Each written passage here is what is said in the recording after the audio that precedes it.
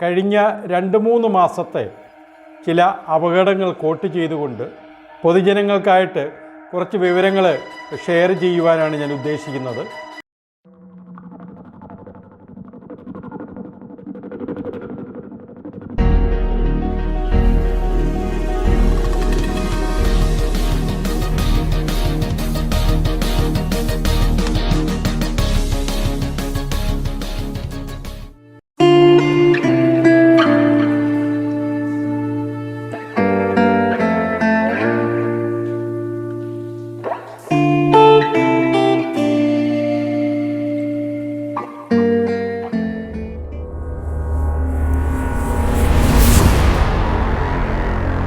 എല്ലാവർക്കും നമസ്കാരം.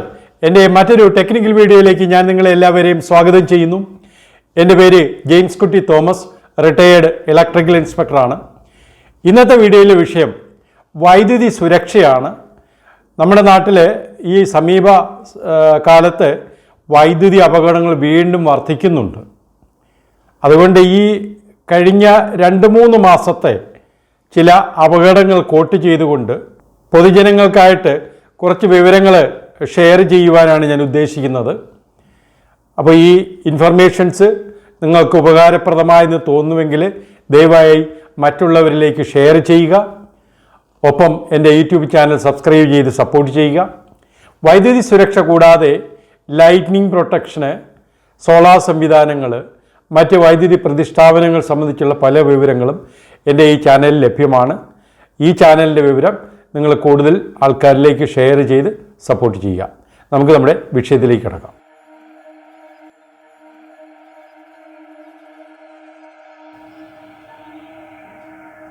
വീടുകളിൽ വൈദ്യുതി മരണത്തിന് കാരണമാകുന്നു. ശ്രദ്ധ അനിവാര്യമാണ്. ഇപ്പം നിങ്ങൾക്ക് സ്ക്രീനിലെ 3 പത്രവാർത്ത കാണാം. 19/4/23 2 ദിവസം മുൻപ് നടന്ന അപകടമാണിത്. വാഷിംഗ് മെഷീൻ റിപ്പയർ ചെയ്ത സമയത്ത് ഷോക്കടിച്ച് ഇദ്ദേഹം തെറിച്ച് വീണ് അപകടം നടന്നു. ഗോപി സുധാകരൻ, പെരുമ്പാവൂർ. ഇനി 17/4 ഈ മാസം തന്നെ അരൂർ ശ്രീ പത്മനാഭൻ മരിച്ചു. ഇദ്ദേഹം എർത്തിങ് കമ്പി നിന്ന സ്ഥലത്ത് കുറച്ച് പുല്ലുകളൊക്കെ ഉണ്ടായിരുന്നു. അത് ക്ലീൻ ചെയ്യുന്ന സമയത്താണ് ഇദ്ദേഹത്തും അപകടത്തിൽപ്പെട്ടത്. അപ്പോൾ ആ എർത്ത് കമ്പി പൊട്ടിമാറിക്കാണും. സാധാരണ എർത്ത് കമ്പി പൊട്ടിയത് വഴി ഒരുപാട് അപകടങ്ങൾ നമ്മൾ നേരത്തെ കേട്ടിട്ടുണ്ട്. പിഞ്ചു കുഞ്ഞ് ഇങ്ങനെ ഇഴയുന്ന സമയത്ത് കമ്പി തട്ടി മരിച്ചിട്ടുണ്ട്. പിന്നെ വീട്ടമ്മ മുറ്റം തൂക്കുന്ന സമയത്ത് അപകടത്തിൽപ്പെട്ട് മരിച്ചിട്ടുണ്ട്. അപ്പോൾ എർത്ത് കമ്പി വഴി അപകടങ്ങൾ സാധാരണ പതിവാണ്. എർത്ത് കമ്പി എവിടെയെങ്കിലും മുറിഞ്ഞിരിക്കുന്നതൊക്കെ കണ്ടു കഴിഞ്ഞാൽ പെട്ടെന്ന് തന്നെ ഇലക്ട്രീഷ്യനെ അല്ലെങ്കിൽ അറിയുന്നവരെ വിളിച്ച് കാണിക്കുക. അല്ലെങ്കിൽ ഇതുപോലെ ക്ലീൻ ചെയ്യുന്ന സമയത്ത് എർത്ത് കമ്പി കയറി ഒന്നും ചെയ്യാതെ തരത്തിലേക്ക് പോവുക. പിന്നെ എർത്ത് കമ്പിയിൽ എങ്ങനെ സപ്ലൈ വന്നു എന്നുള്ളതിന് വിശദമായ കാര്യങ്ങളുണ്ട്. അത് ഞാൻ മറ്റൊരു വീഡിയോയിലൊക്കെ ഞാൻ എക്സ്പ്ലെയിൻ ചെയ്യാം. പിന്നെ വലത് സൈഡിലുള്ള അക്വേറിയം ക്ലീൻ ചെയ്യുന്ന സമയത്ത് ഇവിടെ ശരിക്കും ഈ കുട്ടി മരിച്ചത് അലൻ ശരത്ത് കുട്ടി മരിച്ചത് അവരുടെ വീട് ഷിഫ്റ്റ് ചെയ്യുന്ന സമയമായിരുന്നു. അപ്പോൾ മീൻ വളർന്ന അക്വേറിയത്തിൽ ഒരു ടാങ്ക് ഉണ്ടായിരുന്നു. ടാങ്കിൽ ഈ മോട്ടറിൻ്റെ ഒരു സപ്ലൈ കൊടുക്കുന്ന ഒരു വെള്ളം പമ്പ് ചെയ്യുന്നൊരു സംവിധാനമുണ്ടല്ലോ, അതിലേക്ക് സപ്ലൈ കൊടുക്കുന്ന ആ വയറിൽ ജോയിൻ്റ് ഉണ്ടായിരുന്നു. അങ്ങനെ ആ ജോയിൻറ്റിൽ നിന്നാണ് ഷോക്ക് അടിച്ച് മരിച്ചതെന്നാണ് ഞാൻ അറിഞ്ഞത്. അപ്പോൾ ഇതൊക്കെ ഓരോ അപകടങ്ങളാണ്. ഇത് കൂടാതെ പിന്നെ വളരെ രസകരമായ ഒരു പത്രവാർത്ത ഇപ്പോൾ നിങ്ങൾക്ക് സ്ക്രീനിൽ കാണാം. അതായത് ചക്കമടൽ കഴിച്ച് മരണത്തോട് മല്ലിട്ട പശുവിനെ രക്ഷിക്കാൻ ശ്രമിച്ചപ്പോൾ ഇലക്ട്രിക് ഷോക്ക് 9 പേർ രക്ഷപ്പെട്ടത് തലനാരിഴയ്ക്ക്. വളരെ രസകരമായ ഒരു വാർത്തയാണ്. ഇതിൽ ഈ പശുവിന് അസുഖമായിട്ട് ഉടനെ വീട്ടുകാർ അടുത്തുള്ള മൃഗഡോക്ടറെ അറിയിക്കുകയും, അപ്പോൾ ഡോക്ടർ ശരിക്കും വീട്ടിൽ എൻഗേജ്ഡ് ആയിരുന്നു. എന്നിട്ട് പോലും ഇദ്ദേഹം വന്ന് ഇവരുടെ ഈ പശുവിൻ്റെ ട്രീറ്റ്മെൻറ്റിൻ്റെ കാര്യങ്ങളൊക്കെ ഇങ്ങനെ നോക്കി ചെയ്യുന്ന സമയത്ത് ഇദ്ദേഹത്തിന് ഒരിടന്ന് ഷോക്ക് ഫീൽ ചെയ്യുന്നു. അതായത് ആ ഷോക്ക് ഞാനിവിടെ ഹൈലൈറ്റ് ചെയ്യുന്നുണ്ട്, GI പൈപ്പ് വഴി വേറൊരു വയറിലുണ്ടായിരുന്ന വയർ ജോയിൻറ്റിൽ നിന്ന് സപ്ലൈ വന്നതാണ്. ശരിക്കും ഈ ഡോക്ടർ അത് ശ്രദ്ധിച്ചതുകൊണ്ട് വലിയൊരു അപകടം അവിടെ ഒഴിവായി. ഈ ഷോക്ക് കൊണ്ടായിരുന്നു ഈ പശു ശരിക്കും ഒരു അസ്വസ്ഥത കാണിച്ചത്. ഇതുപോലുള്ള അപകടങ്ങളും വളരെ അധികം നടന്നു. ഒരു ഉദാഹരണം, ഞാൻ എൻ്റെ സർവീസ് ജീവിതത്തിൽ എനിക്കിതുപോലൊരു എൻക്വയറി നടത്തേണ്ടി വന്നിട്ടുണ്ട്. ഒരു സർവീസ് വയറിൽ ACBയുടെ സർവീസ് വയറിൽ ഒരു ജോയിൻ്റ് അല്ലെങ്കിൽ ഇൻസുലേഷൻ പോയ ഒരു ഭാഗമുണ്ടായിരുന്നു. അപ്പോൾ അതിൽ ഈ സപ്പോർട്ടിങ്ങിനായിട്ട് നമ്മളൊരു കമ്പി കെട്ടുമല്ലോ, ഗൈവെയർ എന്ന് പറയും, അതിൻ്റെ അകത്ത് സപ്ലൈ വരികയും ആ ഗൈവെയർ വീട്ടിലെ മുറ്റത്തൊരു റൂഫുണ്ടായിരുന്നു, ആ മെറ്റൽ റൂഫിൽ അത് വലിച്ചു കെട്ടിയിരുന്നു. ആ റൂഫിലേക്ക് ഈ സപ്ലൈ ചെല്ലുകയും ആ റൂഫ് വഴി റൂഫിൻ്റെ കാലിൽ തൊട്ട വീട്ടിലൊരു കുട്ടി മരിക്കുകയും ചെയ്തൊരു അപകടമുണ്ട്. ഇത് സ്ഥിരം നടക്കുന്നതാണ്. അപ്പോൾ ഇങ്ങനെയുള്ള അപകടങ്ങൾ നമ്മൾ ശ്രദ്ധിക്കണം. പിന്നെ ഇപ്പോൾ ഇടത് സൈഡിലൊരു മരത്തിൽ കയറി തേങ്ങയിടാൻ കയറിയ ഈ ചെറുപ്പക്കാരൻ മരിച്ചു. അപ്പോൾ ആ മരവുമായിട്ട് ബന്ധപ്പെട്ട ഒരു ലൈൻ ഉണ്ടായിരുന്നു, അതിൽ നിന്നാണ് ഷോക്ക് അടിച്ചത്. അതുപോലെ വലത് സൈഡിൽ വാഷിംഗ് മെഷീൻ റിപ്പയർ ചെയ്ത സമയത്ത് അപകടം നടന്ന് ഇദ്ദേഹം മരിച്ചു. എന്ത് നല്ല ചെറുപ്പക്കാരാണെന്ന് നോക്കിയേ, ഇതിനൊക്കെ ഒരു ജീവൻ നഷ്ടപ്പെടുക എന്ന് പറഞ്ഞാൽ എന്ത് കഷ്ടമാണതല്ലേ. ഇവിടെ അതുപോലെ ഒരു നിർമ്മാണ ജോലി നടക്കുന്ന സമയത്ത് ഇതും സ്ഥിരമുള്ളതാണ്. ഒരു വീട് ഷിഫ്റ്റ് ചെയ്യുന്ന സമയത്ത്, നേരത്തെ ഒരു കുട്ടിയുടെ കാര്യം ഞാൻ പറഞ്ഞു, അതേപോലെ വീട് ഷിഫ്റ്റ് ചെയ്യുന്ന സമയത്ത് ഇതുപോലെ അപകടങ്ങൾ നടക്കുന്നുണ്ട്. ഇവിടെ നിർമ്മാണ ജോലി നടക്കുന്ന സമയത്താണ് 2 പേര് അപകടത്തിൽ മരിച്ചത്. ഞാൻ ഈ മാറ്റർ പ്രിപ്പയർ ചെയ്ത സമയത്താണ് ഇങ്ങനെ ഒരു വാർത്ത ശ്രദ്ധയിൽപ്പെട്ടത്. 2 ദിവസം മുമ്പ് നടന്ന അപകടമാണ്. കൊട്ടാരക്കര ഗണപതി അമ്പലത്തിൽ ഉത്സവമായിട്ട് ബന്ധപ്പെട്ട് അവിടെ അതിൻ്റെ പുറത്തുള്ള ഒരു സ്റ്റേജിൽ ഒരു മൈക്രോ ഓപ്പറേറ്റർ ഷോക്കടിച്ച് മരിച്ചു. ഞാൻ അറിഞ്ഞതെന്ന് പറഞ്ഞാൽ ഇദ്ദേഹത്തിന് ഷോക്കടിച്ച് തെറിച്ച് മുകളിലിരുന്നായിരുന്നു, ഷോക്കടിച്ച് താഴെ വീണു, ആ ഹൈറ്റിൽ നിന്ന് തന്നെ താഴെ വീണു, തലയിടിച്ച് മരിച്ചു. അപ്പോൾ ഷോക്ക് അടിച്ചിട്ടുണ്ട് എന്നാണ് ഞാൻ മനസ്സിലാക്കിയത്. അപ്പോൾ ഇനി നമ്മുടെ കേരളത്തിൽ മൊത്തമായിട്ടും ഈ കഴിഞ്ഞ സാമ്പത്തിക വർഷം കഴിഞ്ഞ ഏപ്രിൽ 1 മുതൽ ഈ മാർച്ച് 31 വരെ നടന്ന അപകടങ്ങളുടെ കണക്കാണ്. ഇതിനകത്ത് നമ്മൾ ഹൈലൈറ്റ് ചെയ്യുന്നത് മനുഷ്യൻ മരിച്ച ഒരു കണക്ക്. തൃശ്ശൂർ, പാലക്കാട്, മലപ്പുറം ഒരു വർഷം 30 പേര് തൃശ്ശൂർ മരിച്ചു, പാലക്കാട് 35, മലപ്പുറം 24. വളരെ ദയനീയമായൊരു സംഭവമല്ലേ. കേരളത്തിൽ മൊത്തമായിട്ട് 210 പേര് ഒരു വർഷം മരിക്കുകയാണ്. മൃഗങ്ങളാണെങ്കിൽ 65 മൃഗങ്ങൾ മരിച്ചു. ഇനി ഈ അപകടത്തിൻ്റെ കാരണവും കൂടെ നമുക്കൊന്ന് നോക്കാം. ഇവിടെ ഈ സ്ക്രീനിൽ നിങ്ങൾക്ക് കാണാം പൊതുജനങ്ങൾക്ക് അപകടം പറ്റിയ 182 പേർക്കാണ്. പിന്നെ അതുപോലെ കൺസ്യൂമർ പ്രമൈസിൽ, അതായത് വീട് പോലെയുള്ള പ്രതിഷ്ഠാപനങ്ങൾക്കകത്ത് നടന്ന അപകടങ്ങൾ 112 പിന്നെ KCB ഇൻസ്റ്റലേഷൻ ആണെങ്കിൽ 97. അപ്പോൾ ഇതിൽ നമ്മൾ മനസ്സിലാക്കിയെന്ന് പറഞ്ഞാൽ പൊതുജനങ്ങൾക്കാണ്, സാധാരണക്കാർക്കാണ് അപകടങ്ങൾ കൂടുതൽ ഉണ്ടാകുന്നത്. അതെന്തുകൊണ്ടാണ്? കൂടുതലും ഇതൊന്നും നമ്മളെ ബാധിക്കുന്ന കാര്യമല്ല എന്നൊരു ധാരണ, പിന്നെ അശ്രദ്ധ, അങ്ങനെ പല കാരണങ്ങളുണ്ട്. പിന്നെ ഇതിൽ ഈ പച്ച കളറിൽ കൊടുത്തിരിക്കുന്ന നിങ്ങൾ നോക്കുക, മെറ്റൽ കൊണ്ടുള്ള ഏണി ഉപയോഗിക്കുക, മെറ്റൽ കൊണ്ടുള്ള തോട്ടി ഉപയോഗിക്കുക. അതുവഴി കേരളത്തിൽ കഴിഞ്ഞ വർഷം 19 പേര് മരിച്ചു. പിന്നെ ലൈൻ പൊട്ടി വീണ് 14 പേര് മരിച്ചു. പിന്നെ ഫെൻസിങ്, അതായത് വൈദ്യുതി വേലികൾ, ഇതിൽ 14 പേര് മരിച്ചത് പത്തനംതിട്ടയുണ്ട്, വയനാടുണ്ട്, പാലക്കാടുണ്ട്, മലപ്പുറമുണ്ട്. വേറെ ജില്ലകളിൽ ഈ 14 പെടത്തില്ല. അങ്ങനെ ആ വിവിധ കാരണങ്ങളാണ്. ഇതിൽ നമ്മൾ ശ്രദ്ധിക്കേണ്ടതെന്ന് പറഞ്ഞാൽ ഏറ്റവും കൂടുതൽ മരണം നമ്മുടെ ശ്രദ്ധയിൽ വരുന്നത് മെറ്റൽ കൊണ്ടുള്ള തോട്ടികളും ഏണികളും ഉപയോഗിക്കുമ്പോഴാണ്. ഓക്കെ, ഇപ്പം ഇവിടെ നിങ്ങൾക്ക് സ്ക്രീനിൽ കാണാം, നമ്മുടെ വയറിങ്ങിലല്ല, ഈ ഇപ്പം ഞാൻ വിശദീകരിച്ച ഈ അപകടത്തിലെല്ലാം ഇതുപോലൊരു സംവിധാനം, ഇതുപോലൊരു RCCB, ഇതുപോലൊരു റെസിജ്വൽ കറണ്ട് സർക്യൂട്ട് ബ്രേക്കർ നമ്മുടെ വീടുകളിൽ ഉണ്ടായിരുന്നെങ്കിൽ പല അപകടങ്ങളും നമുക്ക് ഒഴിവാക്കാമായിരുന്നു. സിംഗിൾ ഫേസ് സപ്ലൈ ആണെങ്കിൽ ഒരു 1000-1500 രൂപ, 3 ഫേസ് ആണെങ്കിൽ ഒരു 2500-3000 രൂപ. ഒരു ജീവൻ്റെ വില ഒന്ന് ആലോചിച്ച് നോക്കിയേ. നിസ്സാരമായിട്ടൊരു പൈസ കൊടുത്ത് ഇത് സ്ഥാപിക്കുക. ഇത് നിയമത്തിലും പറയുന്നുണ്ട് 30 മില്ലി ആമ്പിയർ റേഞ്ചിലുള്ള ഒരു ELCB അല്ലെങ്കിൽ RCCB സ്ഥാപിക്കണമെന്ന് നിയമത്തിലും പറയുന്നുണ്ട്. അപ്പോൾ ഇത് നമ്മുടെ വീടുകൾ സ്ഥാപിച്ച ശേഷം മാത്രമേ സാധാരണ KSB സപ്ലൈ തരുള്ളൂ. പക്ഷേ സപ്ലൈ തന്നു കഴിഞ്ഞിട്ട് പലരും ഇതിനെ ബൈപ്പാസ് ചെയ്ത് മാറ്റിയ സംഭവങ്ങളുണ്ട്.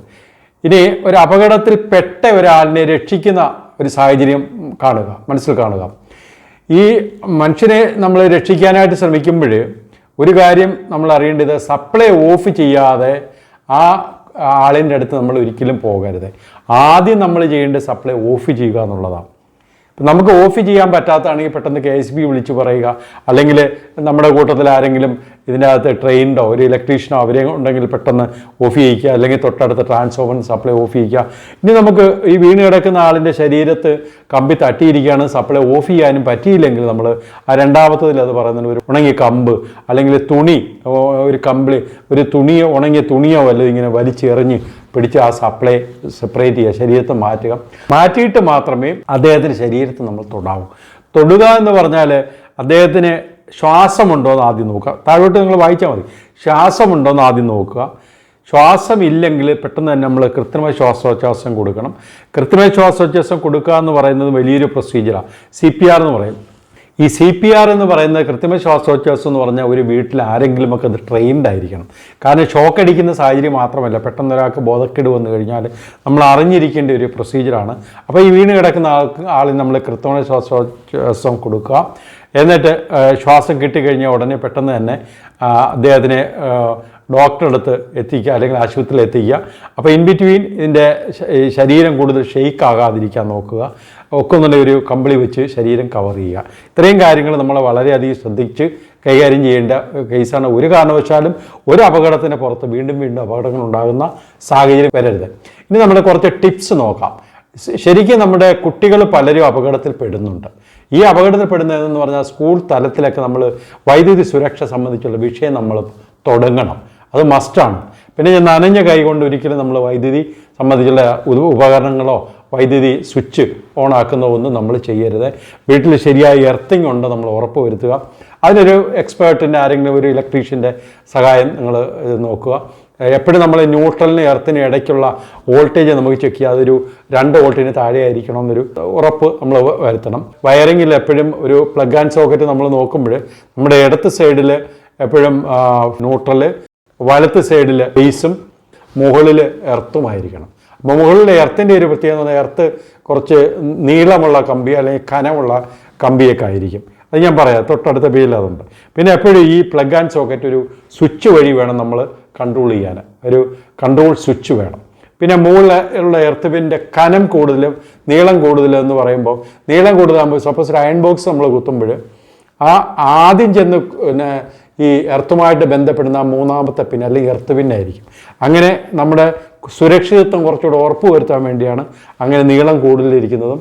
പിന്നെ കനം കൂടുതലെന്ന് പറയുമ്പോൾ അതിൻ്റെ റെസിസ്റ്റൻസ് പ്രതിരോധം കുറയ്ക്കാൻ വേണ്ടിയുള്ളൊരു കാരണമാണ്. പിന്നെ ISI മാർക്കുള്ള ഉപകരണങ്ങൾ അല്ലെങ്കിൽ പ്ലഗുകൾ, സ്വിച്ചുകൾ മാത്രമേ നമ്മൾ വീടുകളിൽ ഉപയോഗിക്കാവൂ. വീട്ടിലെ പുതിയ വയറിംഗ് ഒക്കെ വരുവാണെങ്കിൽ എല്ലാം വയറും എല്ലാ കാര്യങ്ങളും ISI മാർക്കുള്ളത് മാത്രമേ ഉപയോഗിക്കാവൂ. വൈദ്യുതി കൈകാര്യം ചെയ്യുമ്പോൾ ആകുന്നത് റബ്ബർ ചെരുപ്പ് ഉപയോഗിക്കുക. കാരണം കാല് വഴിയായിരിക്കും ചിലപ്പോൾ സപ്ലൈ വരുന്നത്. ഇനി 2 കാലിനിടയ്ക്ക് നമ്മൾ ഈ ഷോക്ക് അടിക്കുമ്പോൾ കൂടുതലും ഭൂമി വഴിയുള്ള അപകടങ്ങൾ സപ്ലൈ ഒക്കെ വരികയാണെങ്കിൽ കൂടുതലും കന്നുകാലികൾക്കൊക്കെ ആയിരിക്കും കൂടുതൽ അപകടം ഉണ്ടാകുന്നത്. അതേപോലെ മനുഷ്യർ നടന്നു പോകുന്ന സമയത്ത് 2 കാലിനിടയ്ക്കൊക്കെ വോൾട്ടേജ് വന്ന് അതിന് സ്റ്റെപ്പ് പൊട്ടൻഷ്യൽ എന്നൊക്കെ പറയുന്നത്, അങ്ങനെ അപകടം നടക്കുന്ന സാഹചര്യങ്ങളുണ്ട്. പിന്നെ ഇൻവെർട്ടർ, ജനറേറ്റർ ഇങ്ങനെയുള്ളതിലെല്ലാം നമ്മൾ ന്യൂട്രലും കൂടെ കട്ടാകാത്ത കൊണ്ടുള്ള ചേഞ്ച് ഓവറിങ് അറേഞ്ച്മെൻറ്റ് നമ്മൾ ചെയ്യണം. പിന്നെ വീടുകളിലെ കുട്ടികളൊക്കെ കാണാം, നമ്മുടെ സോക്കറ്റുകൾ ഒരിക്കലും ഇങ്ങനെ തുറന്ന് വെക്കരുത്. തുറന്ന് വെച്ച് അവിടെ കുട്ടികൾ കമ്പിയൊക്കെ ഇട്ട് പ്രശ്നമുണ്ടോ. അതുകൊണ്ടൊരു ഷട്ടർ സംവിധാനം അതിന് പ്ലാൻ ചെയ്യുക. ഇതൊരു ELCB, RCCB ഞാൻ നേരത്തെ പറഞ്ഞതാണ്. ഇത് സ്ഥാപിച്ചിരിക്കണം, വീട്ടിൽ മസ്റ്റായിട്ടും സ്ഥാപിച്ചിരിക്കണം. പിന്നെ പ്ലഗ് ടോപ്പ് നമ്മൾ പ്ലഗ് ഇങ്ങനെ കുത്തുമ്പോഴെപ്പോഴും ആകുന്ന വലത്തെ കൈകൊണ്ട് തന്നെ ചെയ്യുക. ഇടത്തെ കൈകൊണ്ട് ചെയ്യുക എന്ന് പറഞ്ഞാൽ ശരിക്കും നമ്മുടെ ഹൃദയം ഇടത്ത് സൈഡിലാണ്. നമുക്ക് എപ്പോഴും ഞാൻ നേരത്തെ വിശദീകരിച്ച അപകടത്തിൽ മിക്കവാറും എല്ലാ അപകടങ്ങളിലും ആൾ മരിച്ചിട്ടുണ്ടെങ്കിൽ അതിനർത്ഥം എന്ന് പറഞ്ഞാൽ ഇടത്ത് സൈഡിലൂടെ ഹൃദയത്തിലൂടെ കറണ്ട് പോകുമ്പോഴാണ് ആ ഹൃദയത്തിന് താങ്ങാൻ പറ്റുന്ന മാക്സിമം കറണ്ടാണ് 30 മില്ലി ആംപിയർ. അതുകൊണ്ടാണ് നമ്മുടെ RCCBക്ക് 30 മില്ലി ആംപിയർ എന്ന് പറഞ്ഞാൽ ഒരു കപ്പാസിറ്റി പ്രിസ്ക്രൈബ് ചെയ്തിരിക്കുന്നത്. അപ്പോൾ നിങ്ങളെപ്പോഴും ഇടത്തെ കൈകൊണ്ടാകുന്നത് ഇത് ഉപയോഗിക്കാതിരിക്കുക, വലത്തേ കൈകൊണ്ട് തന്നെ പ്ലഗ് ടോപ്പ് കുത്തുക. പിന്നെ നനഞ്ഞ സ്ഥലത്ത് നിന്നുകൊണ്ട് ഒരിക്കലും പ്ലഗ് ടോപ്പ്, അതായത് കാല് നനഞ്ഞ് നിൽക്കുന്ന സ്ഥലത്ത് നിന്നുകൊണ്ട് ഇത് കുത്തരുത്. കാരണം അപകടം പറ്റിക്കഴിഞ്ഞാൽ നമ്മൾ ഭൂമിയുമായിട്ട് ബന്ധപ്പെട്ട് നിൽക്കുക, അപകടം ഉണ്ടാകാം. അപ്പോൾ ഇത്രയാണ് ഈ വൈദ്യുതി സുരക്ഷ സംബന്ധിച്ചുള്ള പെട്ടെന്ന് നിങ്ങൾക്ക് ഇൻഫർമേഷൻ തരണമെന്ന് ഉദ്ദേശിച്ച കാര്യങ്ങൾ. നിങ്ങളതെല്ലാം മനസ്സിലായെന്ന് ഞാൻ കരുതുന്നു. ഒരിക്കലും നമുക്കൊരു ജീവൻ നഷ്ടപ്പെടുത്താൻ എളുപ്പമാണ്. നമുക്ക് നഷ്ടപ്പെടാതെ ഒരു ജീവിതം പിടിച്ചു വാങ്ങിക്കാൻ ബുദ്ധിമുട്ടായിരിക്കും. പക്ഷേ ഈ വൈദ്യുതി സുരക്ഷ നമ്മൾ റോഡ് സുരക്ഷയുമായിട്ട് നോക്കുമ്പോൾ റോഡിലെ സുരക്ഷ എന്ന് പറഞ്ഞാൽ ചിലപ്പോൾ നമുക്ക് എത്ര ശ്രദ്ധിച്ചാലും ചിലപ്പോൾ അപകടത്തിൽ പെട്ടെന്ന് വരും. പക്ഷെ വൈദ്യുതി സുരക്ഷ അല്ലെങ്കിൽ വൈദ്യുതി അപകടങ്ങൾ അങ്ങനെയല്ല. നമ്മൾ ശ്രദ്ധിച്ചാൽ പല അപകടങ്ങൾ നമ്മൾ ഓരോന്നും എടുത്ത് അനലൈസ് നോക്കിക്കോളൂ. നമ്മൾ അല്പം കൂടെ അവിടെ ശ്രദ്ധിച്ചിരുന്നെങ്കിൽ ആ അപകടം നമുക്ക് ഒഴിവാക്കാമായിരുന്നു. അങ്ങനെ നമ്മൾ കൂടുതൽ ശ്രദ്ധിക്കുക. വീടുകളിൽ നമുക്ക് കുട്ടികളാണെങ്കിൽ അല്ലെങ്കിൽ മറ്റുള്ളവർക്ക് നമ്മൾ അറിവ് ഷെയർ ചെയ്യുക. ഇതുപോലുള്ള കാര്യങ്ങളൊക്കെ അങ്ങോട്ടും ഇങ്ങോട്ടും പറഞ്ഞു കൊടുക്കുക. പിന്നെ വൈദ്യുതി മേഖലയിൽ ജോലി ചെയ്യുന്ന ആൾക്കാരുടെ ഒരു ദൗത്യമെന്ന് പറഞ്ഞാൽ ഈ വൈദ്യുതി സുരക്ഷ സംബന്ധിച്ചുള്ള ഇതുപോലെ ഓരോ അപകടങ്ങൾ നടക്കുമ്പോൾ നമ്മളെടുത്ത് സ്റ്റഡി ചെയ്യുക, എങ്ങനെയാണ് നടന്നെന്നുള്ളത് മനസ്സിലാക്കിയിട്ട് മറ്റുള്ളവർക്ക് വേണ്ടി ആ ഇൻഫർമേഷൻ നമ്മൾ ഷെയർ ചെയ്യുക. അപ്പോൾ നമുക്ക് ഇനി മറ്റൊരു വീഡിയോയുമായിട്ട് നമുക്ക് വീണ്ടും കാണാം. ഈ വീഡിയോ നിങ്ങൾ ശ്രദ്ധയോടെ ശ്രദ്ധിച്ചതിന് നന്ദി പറയുന്നു. Thank you.